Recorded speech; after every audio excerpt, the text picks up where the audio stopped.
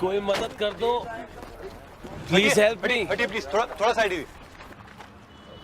कोई एम्बुलेंस को फोन कर दीजिए प्लीज। अरे घबराइए मत, कोई प्रॉब्लम नहीं होगा, आपको अदालत नहीं आना पड़ेगा, पुलिस भी कुछ नहीं करेगी। फोन कीजिए प्लीज।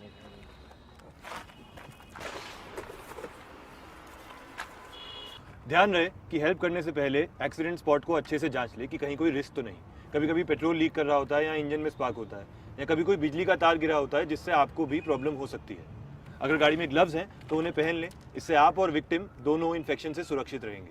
अगर ग्लव्स नहीं भी हैं तो पॉलीथीन बैग का भी इस्तेमाल कर सकते हैं। अक्सर रोड क्रैश विक्टिम का स्पाइन इंजरी का डर होता है, इसलिए इंपॉर्टेंट है कि उसकी सी स्पाइन को इमोबिलाइज किया जाए। भाई साहब, कोई मोटा कागज या फिर एक न्यूज़पेपर लेकर आएंगे? पहले गर्दन को अच्छे से नाप लें, फिर उस हिसाब से आप न्यूज़पेपर को फोल्ड करें। फिर उसको विक्टिम की गर्दन के नीचे इस तरह से डालें और उनकी गर्दन के आसपास ऐसे लपेट लें। इससे गर्दन की मूवमेंट कम हो जाएगी और पैरालिसिस का खतरा भी कम हो जाएगा।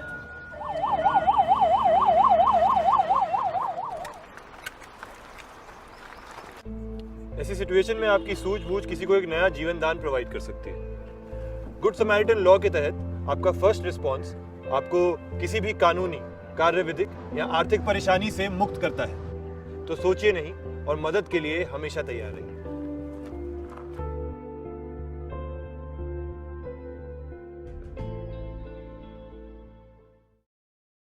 प्यारे बच्चों, मैं चंद्रकला, एडी राजकीय कन्या इंटर कॉलेज गोरखपुर। बच्चों, समाजशास्त्र की कक्षा में आपका स्वागत है। बच्चों, ये कक्षा 11 की समाजशास्त्र की कक्षा है। इसमें हम आपकी पाठ्य पुस्तक लेंगे समाजशास्त्र परिचय, जिसका अध्याय 2 हम पढ़ रहे हैं। समाजशास्त्र में प्रयुक्त शब्दावली, संकल्पनाएं एवं उनका उपयोग। बच्चों, हम इसका 3 भाग पढ़ चुके हैं। आज हम इसका चौथा भाग पढ़ेंगे और इसमें हम लेंगे।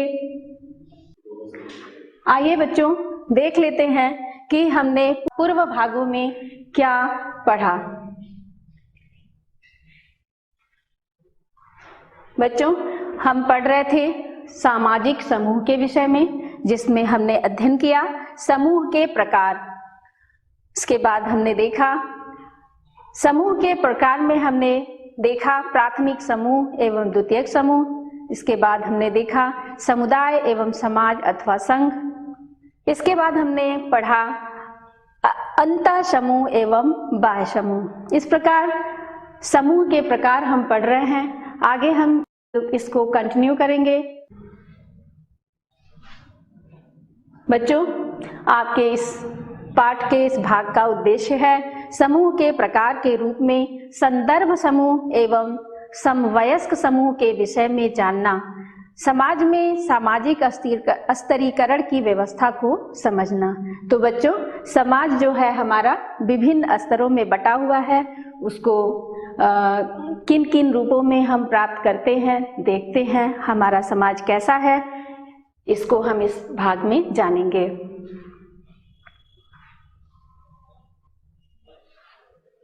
बच्चों, आइए देख लेते हैं कि आपके इस भाग का चर्चा का विषय क्या है। आपका चर्चा का विषय है संदर्भ समूह, समवयस्क समूह एवं सामाजिक स्तरीकरण।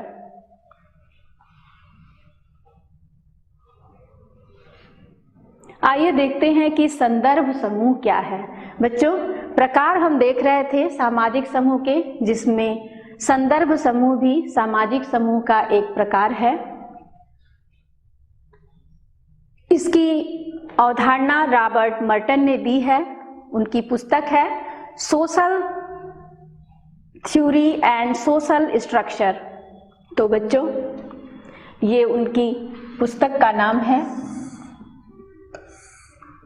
जिसमें उन्होंने बताया है कि व्यक्ति अपने आदर्श, विश्वास, मूल्य, विचारधारा और व्यवसाय की खोज में जिन समूहों की ओर उन्मुख होता है, उन्हें संदर्भ समूहों की संज्ञा दी जाती है।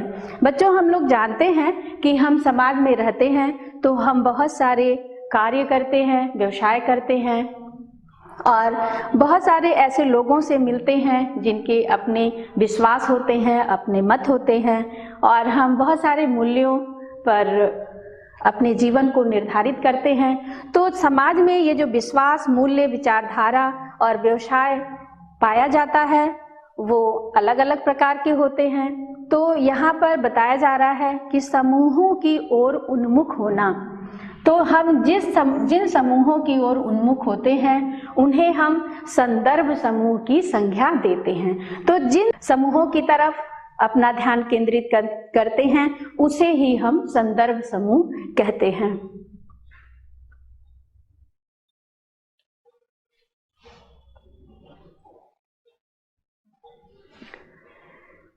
किसी भी समूह के लोगों के लिए हमेशा ऐसे दूसरे समूह होते हैं जिनको वे अपने आदर्श की तरह देखते हैं और उनके जैसे बनना चाहते हैं। बच्चों, हम हमेशा कहीं ना कहीं किसी समूह से कनेक्टेड होते हैं, उनसे अपना संबंध रखते हैं, लेकिन जो दूसरे समूह होते हैं समाज के, उनके प्रति भी हम आकर्षित होते हैं और वो कभी कभी हमारा आदर्श भी बन जाते हैं। तो जिन समूहों को हम अपना आदर्श मानते हैं वो हमारे लिए संदर्भ समूह बन जाते हैं, क्योंकि हम उनके जैसा बनना चाहते हैं। तो जिन समूहों के प्रति हम ज़्यादा आकर्षित होते हैं, आसक्त होते हैं, वो हमारे लिए संदर्भ समूह होते हैं और उनके जैसा हम बनने की कोशिश करते हैं। वे समूह जिनके जीवन शैली का अनुकरण किया जाता है संदर्भ समूह कहलाते हैं। तो ये वो समूह होते हैं जिनका लोग अनुकरण करते हैं, जिनके अनुसार बनना चाहते हैं, जिनके अनुसार अपने जीवन शैली को ढालते हैं। हम अपने संदर्भ समूहों से संबंधित नहीं होते हैं, पर हम अपने आप को उस समूह से अभी निर्धारित अवश्य करते हैं। तो हम केवल संबंधित नहीं होते बल्कि उनके अनुसार अपने आप को ढाल भी लेते हैं। संदर्भ समूह संस्कृति, जीवन शैली, महत्वाकांक्षाओं और लक्ष्य प्राप्ति के बारे में जानकारी के महत्वपूर्ण स्रोत होते हैं। अगर हम संदर्भ समूह का विस्तृत अध्ययन करें तो उसमें हम अपनी संस्कृति को भी जानेंगे, जीवन शैली को भी जान लेंगे और महत्वाकांक्षाओं को और लक्ष्यों को भी हम जान लेते हैं। तो अगर हम संदर्भ समूहों का अध्ययन करते हैं किसी भी देश की, किसी भी काल की, तो उस समय की संस्कृति, जीवन शैली, महत्वाकांक्षाएं और लक्ष्य हमें प्राप्त हो जाते हैं कि उस समय कौन कौन सी जीवन शैली अपनाई गई थी, क्या संस्कृति रही है, क्या महत्वाकांक्षाएं रही हैं और क्या लक्ष्य रहे हैं उस समाज के। तो हम किसी भी समाज के विषय में अगर देखेंगे तो अगर संदर्भ समूह का अध्ययन करते हैं तो हमें ये सारी जानकारियां प्राप्त हो जाती हैं। तो इस प्रकार ये इन जानकारियों के महत्वपूर्ण स्रोत भी होते हैं।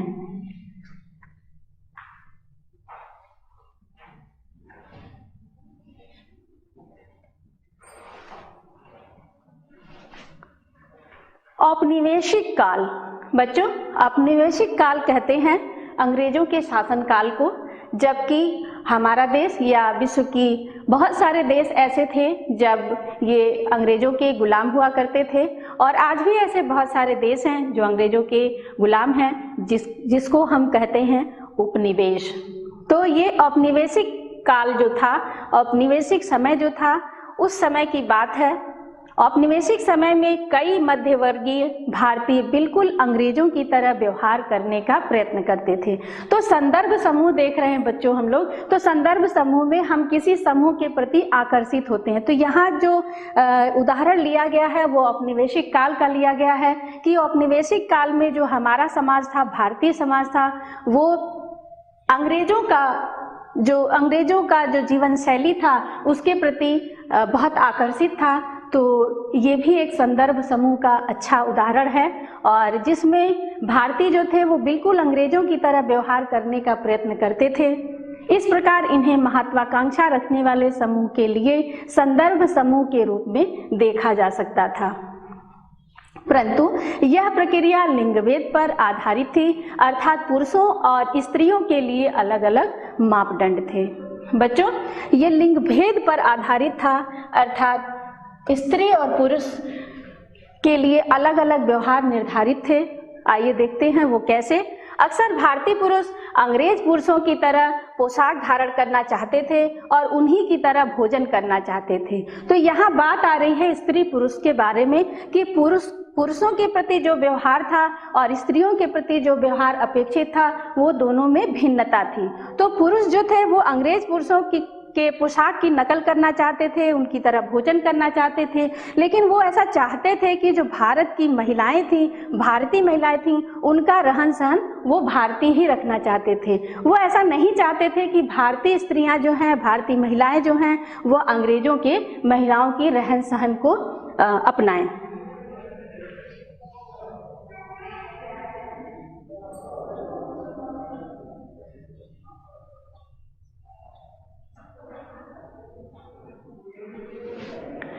या वे यह आकांक्षा रखते थे कि भारतीय महिलाएं अंग्रेज महिलाओं का कुछ रहन सहन ग्रहण करें पर बिल्कुल उनकी तरह ना बने। और ये भी थोड़ी धारणाएं आ गई थी उस टाइम पर, उस समय पर औपनिवेशिक काल में, कि वो चाहते थे कि भारतीय महिलाएं थोड़ा रहन सहन के मामले में, पोशाकों के मामले में अंग्रेजों की महिलाओं की तरह रहें, लेकिन वो पूरी उनकी जीवन शैली को अपना ले, ऐसा वो नहीं चाहते थे। तो ये एक संदर्भ समूह का बहुत अच्छा उदाहरण है कि हम उनके प्रति आकर्षित थे, उनकी जीवन शैली के प्रति, उनके पोशाक के प्रति, उनके खान पान के प्रति, लेकिन इसमें थोड़ा सा लिंग भेद की समस्या आई है। यहाँ पर हम पूरी तरह से उसको अपनाना नहीं चाहते थे, थोड़ी मात्रा में उसको अपनाना चाहते थे। तो संदर्भ समूह का जो ये उदाहरण है, ये बहुत अच्छा उदाहरण है कि हम उसके प्रति कितने आकर्षित थे। तो आज के भी संदर्भ में अगर देखें तो ये प्रवृत्ति आज भी भारतीय समाज में पाई जाती है। दूसरा हम लेंगे समवयस्क समूह। यह एक प्रकार का प्राथमिक समूह है जो सामान्यतः समान आयु के व्यक्तियों के बीच अथवा समान व्यवसाय समूह के लोगों के बीच बनता है। ये एक ऐसा प्रकार है बच्चों सामाजिक समूह का जो कि समान आय के लोगों के बीच में बनता है। तो ये ऐसा समूह है जिसके जो सदस्य होते हैं उनकी आयु लगभग समान होती है, एक जैसी होती है। तो इसलिए इसको हम समवयस्क समूह का नाम देते हैं। या तो ये आयु के मामले में एक जैसे होते हैं या तो समान व्यवसाय इनका होता है। तो व्यवसाय के मामले में भी इनमें एकता होती है। तो इस प्रकार हम इसको समवयस्क समूह कहते हैं। समवयस्क दबाव से तात्पर्य अपने समवयस्क साथी द्वारा डाले गए सामाजिक दबाव से है। तो बच्चों यहाँ पर समवयस्क दबाव शब्द आ रहा है। समवयस्क दबाव का मतलब है कि हमारे जो मित्र होते हैं, हमारे जो दोस्त होते हैं, उनकी कुछ अपेक्षाएं होती हैं कि हमारा जो दोस्त है, हमारा जो साथी है, वो इस तरह का व्यवहार करे, इस तरह के कपड़े पहने, इस तरह के जीवन शैली को अपनाएं। तो वो दोस्त जो होते हैं अपने मित्र को दबाव बनाते हैं कि इस तरह की जीवन शैली को वो अपनाएं। तो यहाँ पे ये जो समवयस्क दबाव शब्द आया हुआ है बच्चों, ये समवयस्क समूह में पाया जाता है।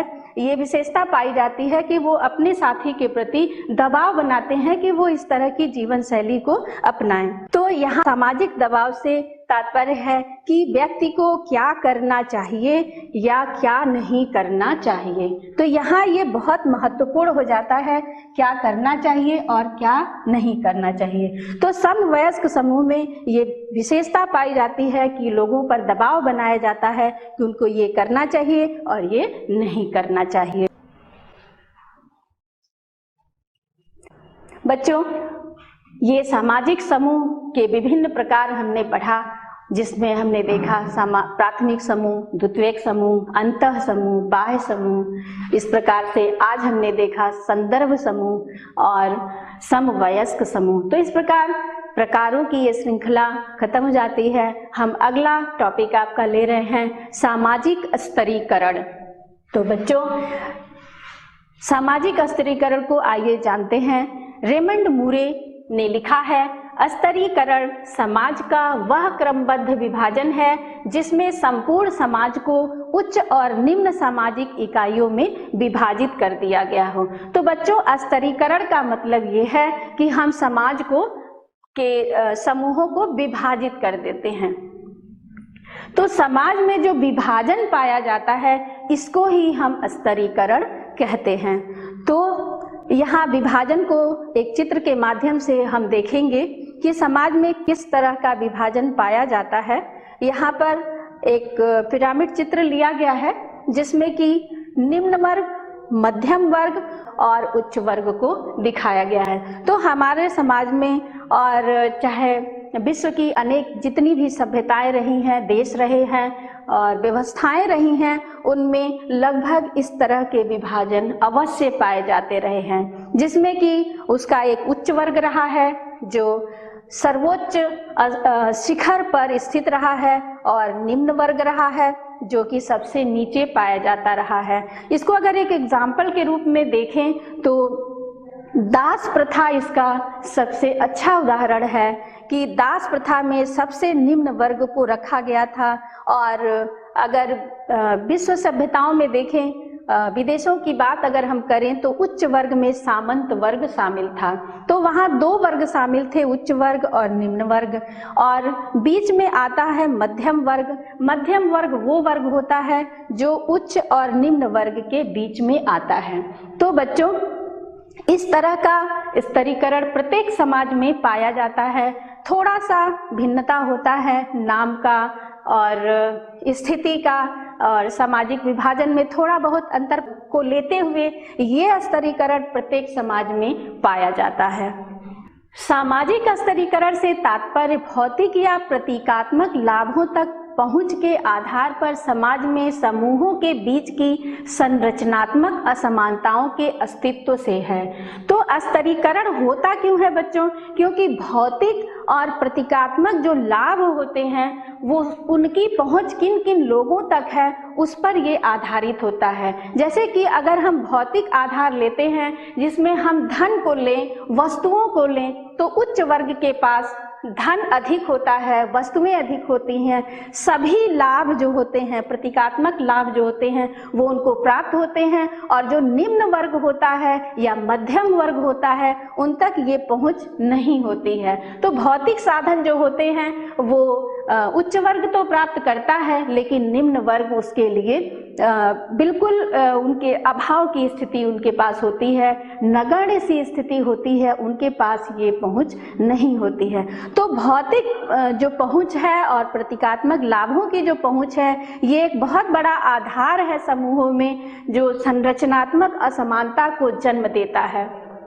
तो संरचनात्मक असमानताएं जो समाज में पाई जाती हैं वो भौतिक आधार पर पाई जाती हैं और प्रतीकात्मक जो उनके लाभ होते हैं इस आधार पर भी पाई जाती हैं। तो इस प्रकार से हमारा जो समाज है वो विभाजित हो जाता है इस लाभों के आधार से या भौतिक प्राप्तियों के आधार से। अतः स्तरीकरण को सरलतम शब्दों में लोगों के विभिन्न समूहों के बीच की संरचनात्मक असमानता के रूप में परिभाषित किया जा सकता है। अगर थोड़े शब्दों में इसको समझना चाहें तो जो हमारे समाज का संरचना होती है उसमें असमानता जो पाई जाती है, ये असमानता जो तत्व है ये उस विभाजन को स्पष्ट रूप से क्लियर कर देता है, क्योंकि ये विभाजन इस असमानता के स्तर पर हम देख सकते हैं। अक्सर सामाजिक स्तरीकरण की तुलना धरती की सतह में चट्टानों की परतों से की जाती है। सामाजिक स्तरीकरण का एक और उदाहरण हम देखते हैं तो धरती की जो परतें होती हैं उस और जो चट्टानें होती हैं उसमें जो विभिन्न तरह की परतें पाई जाती हैं बच्चों, उन परतों को के उदाहरण के रूप में हम देख सकते हैं कि जिस प्रकार उन चट्टानों में परतें पाई जाती हैं वैसे ही हमारे समाज में भी स्तर पाए जाते हैं। समाज को एक अधिक्रम जिसमें कई परतें शामिल हैं के रूप में देखा जा सकता है। यानी समाज को हम एक हायरार्की, एक अधिक्रम के रूप में देख सकते हैं जो कि ऊपर नीचे होते हैं और जैसे कि परतें होती हैं, जैसे कि धरती में परतें होती हैं वैसे ही समाज में भी स्तर होते हैं। इस प्रकार अधिक्रम को आइए हम फिर से एक बार समझ लेते हैं कि अधिक्रम क्या है। अधिक कृपा पात्र शीर्ष पर और कम सुविधा पात्र तल के निकट है। तो अधिक जो कृपा पात्र शब्द कहा गया है वो कहा गया है उच्च वर्ग के लिए, और कम सुविधा पात्र जो कहा गया है वो है निम्न वर्ग के लिए कहा गया है यहाँ पर। तो तल के निकट होता है। अगर हम इस पिरामिड को देखते हैं जिसमें कि ये तल के निकट है और उच्च वर्ग जो है वो शीर्ष पर स्थित है। इसी बात को वहां पर समझाया जा रहा है बच्चों कि जो निम्न वर्ग होता है वो तल के निकट होता है, जमीनी स्तर पर होता है, और उच्च वर्ग जो होता है वो शीर्ष पर होता है। समाज के संगठन में स्तरीकरण का महत्वपूर्ण स्थान होने के कारण शक्ति और लाभ की असमानता समाजशास्त्र में केंद्रीय है। तो यहाँ पर शक्ति और जो लाभ है ये बहुत ही मायने रखते हैं किसी समाज में कि शक्ति किसके पास है और लाभ किसको प्राप्त हो रहा है। तो ये शक्ति और लाभ जैसे जो शब्द हैं ये ही निर्धारित करते हैं समाज में किसी की स्थिति को कि वो शीर्ष पर है या जमीन के निकट है या तल पर है। तो इस असमानता में शक्ति और लाभ महत्वपूर्ण कारक है। प्रत्येक व्यक्ति और प्रत्येक गृह के जीवन का प्रत्येक पक्ष स्तरीकरण से प्रभावित होता है। अगर हम प्रत्येक व्यक्ति की विषय में बात करें और प्रत्येक गृह मतलब हर घर की अगर हम बात करते हैं, प्रत्येक घर की बात करते हैं और सभी के जीवन की अगर हम बात करें तो सभी के जीवन का जो पक्ष होता है उसका प्रत्येक पक्ष जो होता है वो स्तरीकरण से प्रभावित होता है। तो अगर कहा जाए समाज का प्रत्येक व्यक्ति और प्रत्येक घर जो कि कहा जाता है कि समाज की इकाई होता है वो स्तरीकरण से अवश्य प्रभावित होता है। स्वास्थ्य, दीर्घायु, सुरक्षा, शैक्षणिक सफलता, कार्य में उपलब्धि और राजनीतिक प्रभाव ये सभी अवसर व्यवस्थित तरीकों से असमान रूप में वितरित हैं। तो अगर हम यहाँ बात करें स्वास्थ्य की, अपने दीर्घायु की, दीर्घायु का अर्थ होता है बच्चों लंबा जीवन प्राप्त करना, और अपनी सुरक्षा, शैक्षिक सफलता यानी कि हम जो शिक्षा प्राप्त करते हैं उसमें क्या सफलता प्राप्त करते हैं और कार्य की क्या उपलब्धि है और राजनीतिक क्या प्रभाव है, इन सभी का जो अवसर है उसके व्यवस्थित तरीकों का जो असमान वितरण है ये स्तरीकरण को बताता है। मानव समाजों में ऐतिहासिक रूप में स्तरीकरण की 4 मूल व्यवस्थाएं मौजूद रही हैं। अगर मानव समाज को ले लिया जाए तो इसमें इतिहास को अगर शामिल कर लिया जाए तो स्तरीकरण को अगर उसमें देखा जाए प्रत्येक समाज में और इतिहास के कालक्रम में देखा जाए तो ये 4 रूप में मौजूद रही हैं। तो ये 4 रूप कौन कौन से हैं उसको हम देख लेते हैं बच्चों। पहली है दास्ता, दूसरी है जाति, तीसरी है स्टेट और वर्ग। तो ये स्तरीकरण के जो 4 मूल रूप हैं ये प्रत्येक समाजों में पाए जाते रहे हैं। तो अगर विदेशी समाज कहा जाए, पाश्चात्य जगत कहा जाए, उसमें भी दास्ता मौजूद रही है, और भारतीय समाज कहा जाए इसमें भी दास्ता मौजूद रही है। तो और जाति, स्टेट और वर्ग ये 4 जो हैं ये स्तरीकरण के मूल रूप हैं। जाति हमारे भारतीय समाज की विशेषता रही है और दास्ता, स्टेट और वर्ग जो है ये पाश्चात्य जगत की, पाश्चात्य समाज की विशेषता रही है। तो इन 4 रूपों में हम स्तरीकरण को देखते हैं। दास प्रथा असमानता का चरम रूप है जिसमें वास्तव में कुछ व्यक्तियों पर दूसरों का अधिकार होता है। जो दास प्रथा पाश्चात्य समाज में पाई जाती रही है ये एक चरम रूप है जिसमें व्यक्ति पर अधिकार हो जाता है। इसको हम इस रूप में भी समझ सकते हैं कि जो दास होते थे उस पर जो सामंत वर्ग था या उच्च वर्ग था उन पर एक प्रकार का अधिकार प्राप्त था। तो दास जो होते थे वो एक प्रकार से खरीदे बेचे जाते थे, उनके गुलाम हुआ करते थे, उनके अधीन हुआ करते थे।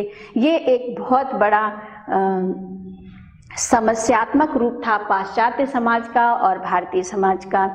यह छुटपुट रूप में कई कालों स्थानों पर मौजूद रही है, परंतु दास प्रथा के 2 प्रमुख उदाहरण हैं। वैसे तो ये पाश्चात्य जगत और भारतीय जो समाज है दोनों में हर कालों में और हर स्थानों पर हर रूप में छिटपिट रूप में जरूर मौजूद रही है, लेकिन अगर दास प्रथा का उदाहरण देखना है तो उसको हम यहाँ पर देखेंगे। इसके 2 उदाहरण सामने आते हैं। पहला उदाहरण है प्राचीन ग्रीस और रोम तथा 18वीं एवं 19वीं शताब्दियों में संयुक्त राष्ट्र अमेरिका के दक्षिणी राज्य, ये दो उदाहरण जो हैं वो दास प्रथा का चरम रूप थे। एक औपचारिक संस्था के रूप में दास प्रथा को धीरे धीरे जड़ से उखाड़ा गया।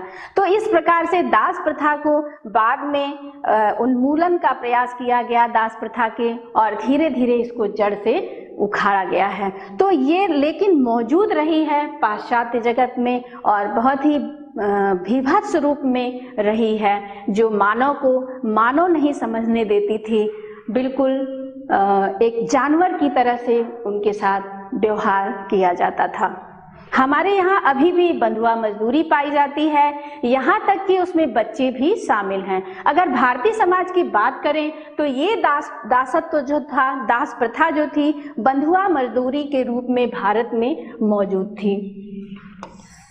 तो बंधुआ मजदूरी पाई जाती थी जिसमें बच्चों को भी शामिल कर लिया जाता था। छोटे छोटे बच्चों से भी जबरदस्ती मजदूरी कराई जाती थी। बंधुआ मजदूरी इनको उसके एवज में कोई मजदूरी नहीं दी जाती थी, इनसे जबरदस्ती मजदूरी कराई जाती थी, इनकी इच्छा के विरुद्ध ये मजदूरी कराई जाती थी, जिनको हम बंधुआ मजदूरी के नाम से जानते हैं। स्टेट सामंतवादी यूरोप की विशेषता थी, और स्टेट जो था ये भारतीय विशेषता नहीं थी, यह स्तरीकरण का यूरोप की विशेषता थी। परंतु सामाजिक स्तरीकरण के व्यवस्था के रूप में जाति और वर्ग भारत की ही विशेषता थी। जाति और वर्ग जो दो रूप हैं स्तरीकरण के, ये भारतीय समाज की विशेषता थी। भारत में वर्ग भी पाए जाते थे और जाति भी पाई जाती थी, और जाति के आधार को हम समझेंगे इसके अगले भाग में। सामाजिक स्तरीकरण के आधार के रूप में जाति और वर्ग, ये हमारे अगले भाग का विषय होगा। आइए बच्चों हम देख लेते हैं इसमें हमने क्या क्या पढ़ा। हमने सबसे पहले देखा संदर्भ समूह। संदर्भ समूह किसे कहते हैं? जब किसी समूह विशेष के प्रति हम आकर्षित होते हैं, आसक्त होते हैं और उसके जैसे बनने का प्रयत्न करते हैं, प्रयास करते हैं, उनका अनुकरण करते हैं, उसे हम संदर्भ समूह कहते हैं। इसके बाद हमने पढ़ा था समवयस्क समूह। समवयस्क समूह उसे कहते हैं जिसमें आयु या व्यवसाय के आधार पर समूह निर्धारित होता है। इसके बाद हमने अगला विषय देखा था सामाजिक स्तरीकरण, जिसमें हमने देखा समाज किस तरह से विभाजित होता है विभिन्न स्तरों में, जो कि मूल 4 रूप में मौजूद होता है। इस प्रकार बच्चों ये कक्षा यहीं समाप्त होती है। आइए हम आपका अभ्यास कार्य देख लेते हैं। बच्चों ये प्रश्न आपको अपने नोटबुक पर लिखने हैं। आपका प्रश्न है, संदर्भ समूह की अवधारणा देने वाले लेखक का नाम क्या है?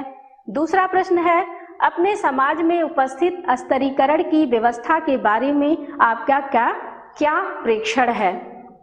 स्तरीकरण से व्यक्तिगत जीवन किस प्रकार प्रभावित होते हैं? बच्चों ये कक्षा यहीं समाप्त होती है। हम फिर मिलेंगे इसके अगले भाग में। आपको बहुत बहुत धन्यवाद इस कक्षा को ज्वाइन करने के लिए।